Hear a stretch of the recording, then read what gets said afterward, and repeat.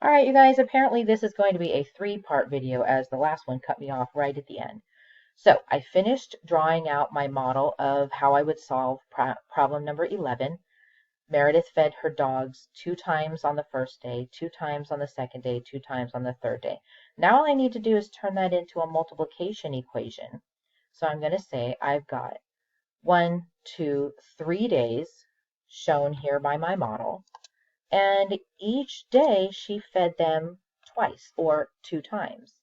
So the question is, how many times did she feed her dogs? Remember, we don't care that she has 3 dogs because it didn't ask us how much each dog ate.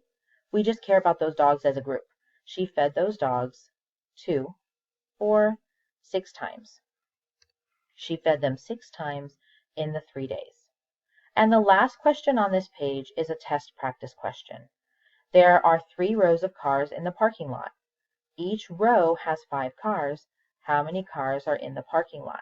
So what I'm going to do is just underline key information. There are 3 rows of cars in the parking lot, and each row has 5 cars. I'm going to make sure that you all see the word each, which tells us that we are dealing with a multiplication or division problem.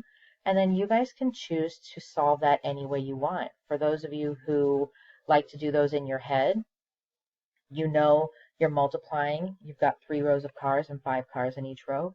Go for it. If you would rather draw a model, you can choose a Math Mountain.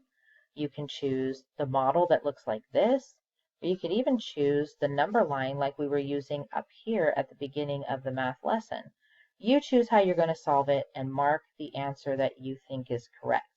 And again, if you have any questions, make sure to post them in the Google comments so that we can hopefully answer whatever questions you have.